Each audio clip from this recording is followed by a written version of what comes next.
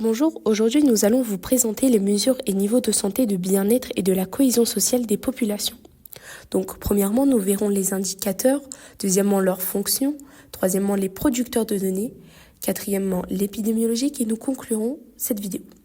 Un indicateur, c'est un outil de mesure. Il s'agit de données statistiques qui permet d'évaluer une situation, notamment en lien avec la santé, le bien-être ou la cohésion sociale d'une population. On distingue trois grandes parties d'indicateurs. Premièrement, les indicateurs démographiques qui concernent des données comme l'espérance de vie, la natalité, l'âge, le sexe, la densité de population ou encore la fécondité. Deuxièmement, les indicateurs socio-économiques qui s'intéressent au taux de chômage, au PIB, à la pauvreté, qu'elles soient monétaires ou liées aux conditions de vie ou encore à l'environnement social. Troisièmement, les indicateurs sanitaires qui concernent par exemple les naissances prématurées ou évitables ou encore la morbidité, c'est-à-dire la fréquence des malades. Ces indicateurs remplissent deux fonctions principales. Une fonction rétrospective, c'est-à-dire qu'ils permettent de faire un constat, une observation de la situation passée ou actuelle. Par exemple, en 2015, l'espérance de vie en France était de 82,67 ans. Une fonction prospective qui sert à fixer des objectifs ou à prévoir des actions à mettre en place. Par exemple, les indicateurs sur les risques psychosociaux au travail peuvent aider à prévenir des problèmes de santé mentale chez les salariés. Enfin, il est important de retenir qu'un indicateur ne peut pas être interprété seul. Il doit toujours être comparé à d'autres données. Les indicateurs sont élaborés à partir d'enquêtes permanentes ou ponctuelles. De nombreuses bases de données générales ou spécialisées existent en France et dans le monde et sont produites par des réseaux de surveillance épidémiologique et de pauvreté qu'on appelle des producteurs de données.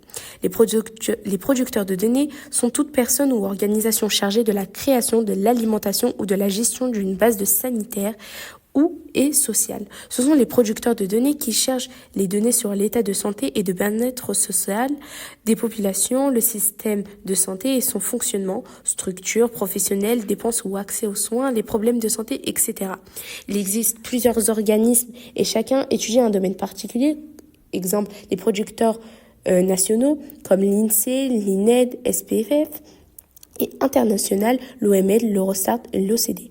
Un seul indicateur donne peu d'informations.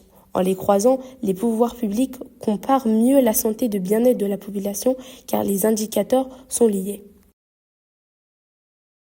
L'épidémiologie, c'est la science qui s'intéresse à la santé des populations. Elle cherche à comprendre comment les problèmes de santé se répartissent dans le temps et dans l'espace, c'est-à-dire quand et où ils apparaissent. Pour cela, elle s'appuie sur différents indicateurs statistiques.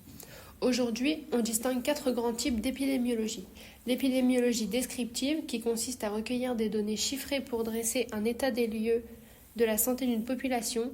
L'épidémiologie analytique, qui cherche à identifier les causes des maladies. L'épidémiologie évaluative, qui mesure l'efficacité des actions de prévention et des programmes de santé. Et enfin, l'épidémiologie prédictive, qui élabore des scénarios pour anticiper l'évolution des maladies et évaluer notre niveau de vulnérabilité. Utiliser différents indicateurs permet de mieux comprendre la santé et le bien-être social des populations. Cela aide à mettre en place des actions adaptées aux besoins de chacun pour plus d'équité et de développement. La santé des gens est étroitement liée à leur bien-être social. Les inégalités dans ces domaines se forment avec le temps et se transmettent souvent d'une génération à l'autre ou entre groupes sociaux. Pour les réduire, il faut une approche globale des problèmes de santé et sociaux en tenant compte de leurs causes. Grâce à ces indicateurs, l'État peut définir une politique de cohésion sociale dont il est responsable.